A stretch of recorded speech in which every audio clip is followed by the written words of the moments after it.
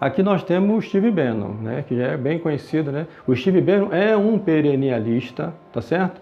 Ele acredita em tudo isso que eu disse para vocês aqui. Para ele, nós estamos na era de Kali Yuga, né? E o Steve Bannon, ele quer apressar essa era de Kali Yuga, porque ela chegue ao fim e a gente retorne ao ciclo do Manvatara. Entendeu? O Steve Bannon é obcecado por isso, não se engane, ele é obcecado por isso. E ele vai levar esse projeto dele adiante, tá certo? Ele vai levar esse projeto adiante. Então eu falei bastante do Steve Bannon na outra aula, mas vamos seguir, Cadu.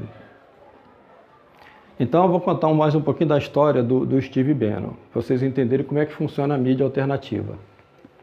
O Steve Bannon, né, ele se tornou muito rico, né, na década de 80, ele já era de família rica, mas na década de 80 se tornou muito rico.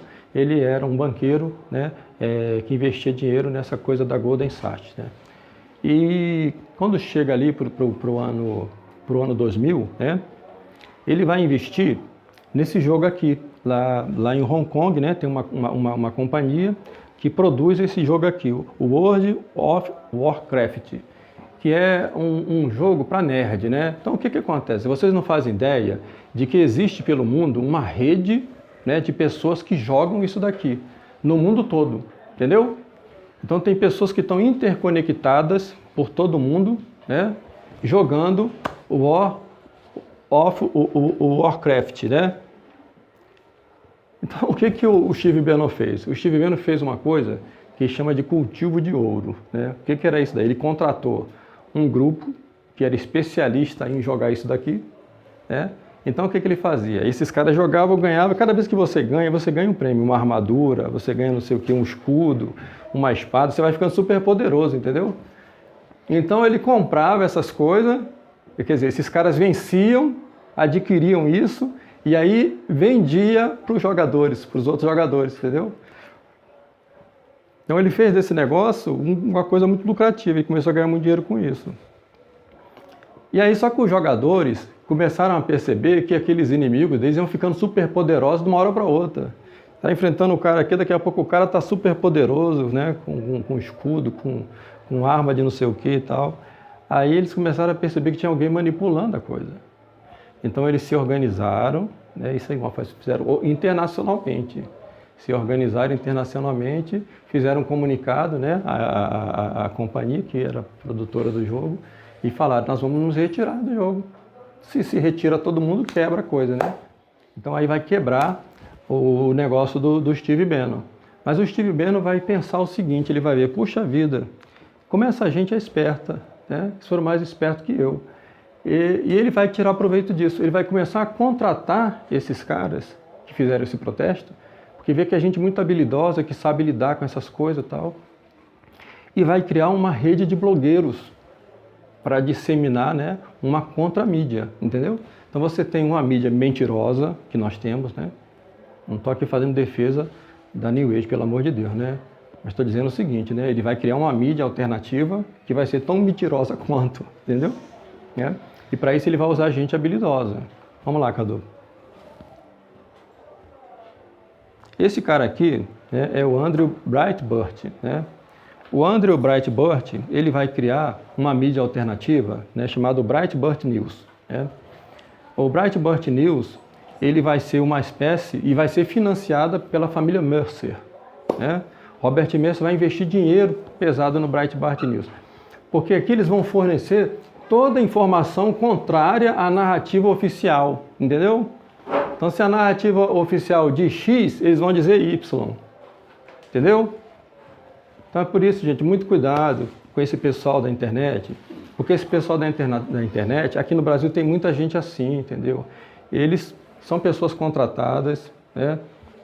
São altamente financiadas, e a maioria desses youtubers, desses influencers, eles fazem exatamente o que fazem os americanos lá, entendeu? A maioria dessas coisas, chama teoria da conspiração, mas muito cuidado, entendeu? Porque nós estamos diante de dois inimigos com duas redes de mentiras. Tá entendendo? Então vamos lá. Esse daqui é o Andrew Breitbart. Vamos ver, Cadu. Olha lá, ele aqui, né? Tá ele aí, ó. Aqui, quem que é esse aqui? É o primeiro ministro de Israel. Então aqui o que diz a notícia? Breitbart News Network nasceu nos Estados Unidos, mas foi concebido em Israel. Isso aqui já diz muita coisa, né? Claro, tem que ter uma mídia alternativa, porque de fato chegou um ponto que as pessoas já não suportavam mais a mídia oficial, comunista, né? New Age, ninguém aguentava mais, então eles criaram uma mídia alternativa.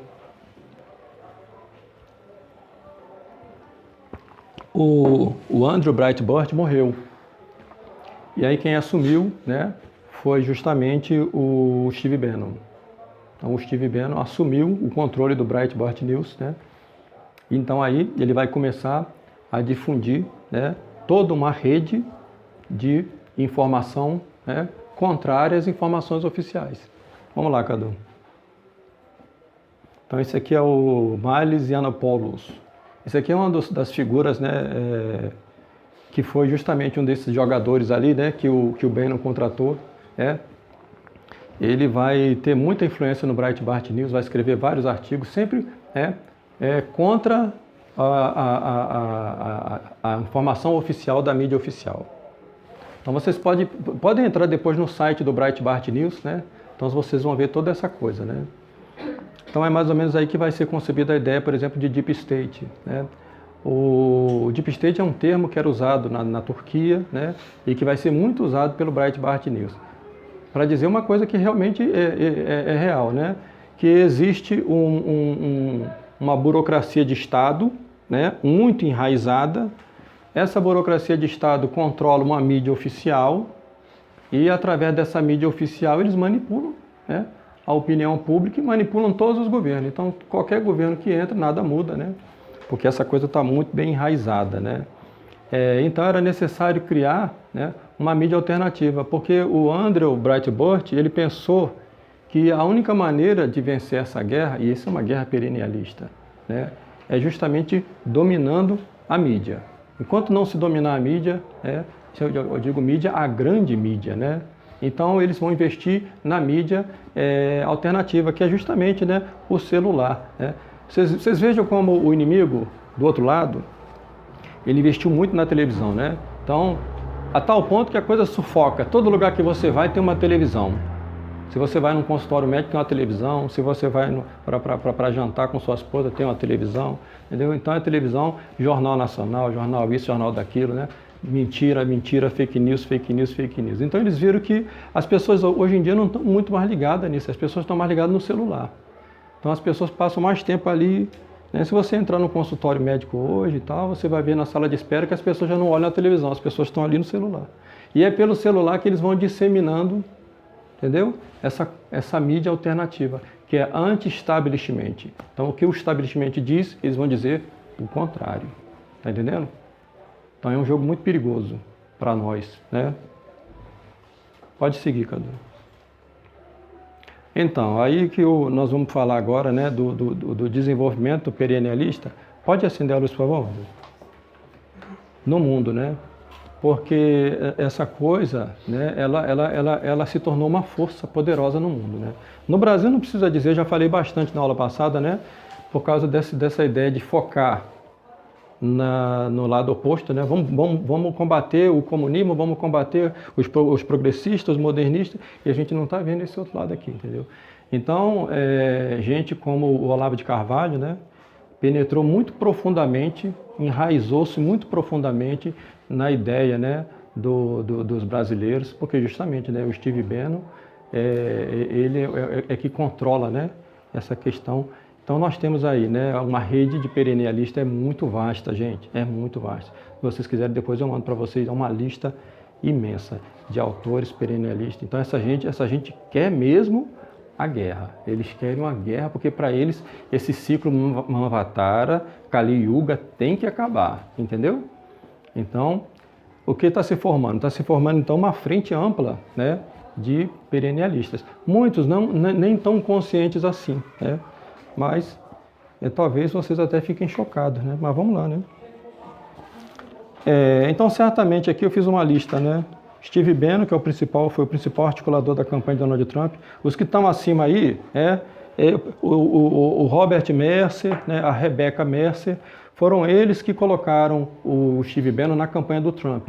O Trump, ele ia perder a eleição para Hillary Clinton, né? A campanha dele estava desabando, né? Então a Rebecca Mercer, ela teve uma reunião com o Donald Trump. O Donald Trump todo mundo sabe, né? Já era milionário e tal, né? E tinha contato com essa gente. Aí então a Rebecca vai falar com ele e vai dizer o seguinte: olha, você vai perder a eleição, né? E aí ele concordou, ele falou: de fato a coisa está caminhando muito mal. Ela falou: mas a gente pode reverter esse quadro. Aí ela falou: eu tenho uma equipe que pode mudar completamente isso. A equipe dela era quem? Steve Bannon, né? Steve Bannon chefiava uma equipe muito competente, né? Justamente, né, esse pessoal do Breitbart News, né? E aí a coisa muda, né? A partir daí o Donald Trump vai ganhar a eleição. Então, por isso que eu dizia para meus alunos lá em 2015, né? Eu já dizia para eles, eu falava, na época da eleição do Donald Trump, eu falei: Donald Trump ganha a eleição e no Brasil o Bolsonaro ganha também. Não tinha a menor dúvida disso. Não tinha a menor dúvida. Porque eu sabia que já tinha laços, né? A gente sabe que tem laços, né, do Steve Bannon com a família do Bolsonaro, né? Não vou dizer que o Bolsonaro é um perennialista, mas certamente os filhos são, né? Certamente os filhos são. E o Bolsonaro, ele, né, todo o perfil que se apresenta diante de nós se enquadra exatamente dentro disso aqui que eu apresentei para vocês, né? É um liberal, né? Mas ao mesmo tempo, né, é a favor, né, da tradição e tal, mas das tradições todas, né? Agora, recentemente, ele publicou uma lei que, né, decreto, né, o Chico Xavier é um dos heróis nacionais, né? Então, vamos fazer um panteão para o Chico Xavier, né? Então, olha lá, né? Só que a coisa não fica só aqui no Brasil, né? No Brasil, a coisa entrou pelo Olavo de Carvalho e outros, né? Só Olavo de Carvalho. Aquele senhor também, Dom João, que eu pedi para o senhor anotar o nome, né? José Monir Nasser. Tá? Tem vídeos dele na internet, vocês vão ver lá, perennialista, entranhada a coisa, né? Então vamos ver, né? Jean-Marie Le Pen, França, perennialista. Então Marine Le Pen, né, possivelmente também é perennialista. O Jean-Marie Le Pen é perennialista com certeza. Bom, então eu posso supor que a Marine Le Pen também é. Você vai encontrar vários vídeos na internet da Marine Le Pen junto com o Steve Bannon, né, discursando juntos e tal. Você vai encontrar vários vídeos, né? Então a gente põe muita esperança nessa frente nacionalista que se forma, né? Porque todos eles defendem, né, a soberania nacional, defendem, né, são contra essa questão imigracionista, né? Eles querem, como se diz na Itália, né, uma Europa soberanista, né, soberana, né? Eles são contra a União Europeia, eles são contra a ONU, tá certo? Então por isso que muita gente acaba aderindo a eles, né? Viktor Orbán, na Hungria, né? Não vou dizer que o Viktor Orbán é perennialista, mas ele está alinhado com esse projeto, né? Matteo Salvini, na Itália, Nigel Farage, na Inglaterra, foi aí que saiu o Brexit, né? O Brexit vai sair exatamente disso. Olha lá o Breitbart News, né? Dizia, né? Se não fosse o Breitbart News, não tinha o Brexit. O que é esse movimento? É sair da União Europeia, né? Retirada da Inglaterra da União Europeia, né? Então a gente vê que há uma articulação, né? Então quem foi que articulou o Brexit, né? A saída da Inglaterra foi justamente esse senhor aqui, Nigel Farage. Depois, se vocês quiserem pesquisar na internet, vocês vão comprovar tudo isso que eu estou falando, gente. Mas isso não é coisa assim difícil, né? Na Escócia, Nicola Sturgeon. Na Rússia, o Vladimir Putin. O Vladimir Putin lá é assessorado por um gnóstico, né, perennialista, que é o Alexandre Dugin. O Alexandre Dugin tem lá, pega o livro dele lá, A Quarta Teoria Política. É exatamente isso daí, né? Ele vai defender uma espécie de mistura de fascismo com o stalinismo, entendeu? Então eles são, né? Eles são igual o movimento eslavófilo, né? Eles são nacionalistas, né? Eles não querem mistura, tal. Eles são antiglobalistas, né? entendeu? Uma coisa muito importante para a gente entender como católico, nós somos, né? Olha, se nós pegarmos aqui aquele quadro comparativo que eu fiz, né? Nós somos totalmente contra a New Age, nós somos antiglobalista, nós somos tradicionalista, agora esse negócio de evolucionista e involucionista, né? Isso aí é uma briga dele, né? Nós não somos nenhuma coisa nem outra, né? Nós somos hierárquicos, né? Nós somos a favor de uma hierarquia. Agora, o perennialismo é a favor de uma hierarquia, por quê? Porque eles veem o ser humano tripartite. Então, né, existem homens que são superiores a outros, mas isso a nível espiritual. Porque para eles o homem é composto de corpo, alma e espírito. O corpo é aquela fase que o homem está mais atrasado. Ele é muito carnal, né? É um homem inteiramente carnal. Então, o Kali Yuga é essa época que o mundo está assim, carnalizado, né? E tem aqueles que conhecem, né, a ciência oculta, né, a sabedoria perene, né, que eles chamam, né, sabedoria perene, mas no sentido, né, no sentido místico que eles usam. Quando eles falam em metafísica, eles não estão falando da metafísica da mesma forma que a gente fala, né, em Aristóteles e São Tomás de Aquino. A metafísica deles é essa coisa esotérica com S, né. Então depois tem a alma, que é uma espécie de meio termo, né, meio carnal, né. Então tem um homem que ele é mais alma do que corpo, mas ainda não é o ideal. O ideal é quando o homem ele é espiritual, né? Então esse aqui é o homem, né, que ele chama de pneumático. Ele tem um pneuma divino, né? O pneumático tem um pneuma divino. Seria o sopro? Oi? Seria o sopro divino? Esses daqui já atingiram em si mesmo a idade de ouro, né? O início do ciclo de Manvatara, entendeu? Então por isso que eles são hierárquicos. É como a hierarquia lá dos hindus, né, que acredita naquela coisa de castas, entendeu? Então para eles, os nazistas a mesma coisa, extremamente assim, né? Aqui a raça pura, a raça, né, germânica. E essa raça pura, né, é que tem que governar o mundo. Os outros são inferiores. Então a coisa racista, a coisa eugenista, né, tudo está um pouco ligado, né? É claro que eles vão sempre fugir desses rótulos aí, né? Lógico, vão sempre fugir desses rótulos. Porque são rótulos também, observe bem uma coisa importante, né? Nós temos aqui duas narrativas, né? Então a gente não pode aderir nenhuma nem a outra, tem que tomar muito cuidado, né? Porque a visão fascista, né, que se tem no mundo é a versão contada justamente, né, pelo esse pessoal progressista, modernista, tal, que é baseado no livro daquele filósofo, né, da escola de Frankfurt, né, que escreveu A Personalidade Autoritária, né, o Adorno, né, Theodor Adorno, se não me engano. Então, para ele, essa questão do nazismo, fascismo, né, é uma questão de psicologia. Ele aplica a psicologia freudiana para dizer que pessoas assim que aderem ao nazismo, ao fascismo, são pessoas que são mal resolvidas sexualmente e tal, e aí acabam se tornando complexadas e tal, e vão descarregar isso, né, dessa maneira. Sim. Curiosamente, tanto o nazismo como o Freud tem um fundo nietzschiano. Pois é, porque tudo isso tem uma cabala, é mística, né? Então, mas a gente sabe que o fundo mesmo do nazismo, né, eu expliquei para vocês, se vocês entenderem essa ideia de tempo cíclico, vocês vão entender tudo que eu falei, né? Tempo cíclico, né?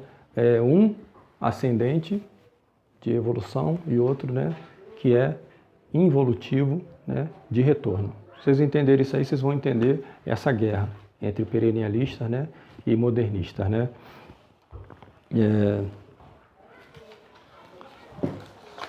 Deixa eu ver mais aqui. Então, né? Infelizmente, essa ânsia, né, de combater esses inimigos que são mais visíveis, né? Porque se apresentam mais visivelmente, né? Geralmente faz as pessoas aderirem ao perennialismo. Alguns aderem ao perennialismo já mesmo, né, sabendo do que se trata, né? São pessoas que estudaram a coisa e sabem do que se trata e acham que realmente, né, como é o caso desse senhor que eu citei agora, né, o José Maria Nasser, né? Esse daí é um perennialista, assim como o Olavo de Carvalho e tal. Essa gente sabe, né, do que está falando, né? Agora tem os católicos, coitados, que vão embarcando nisso, por quê? Porque eles estão cansados desse mundo moderno também, né? E de certa forma eles querem um retorno à tradição. Eles querem retornar à tradição, né? Acontece que o mundo não é assim a história. A história não é cíclica, né?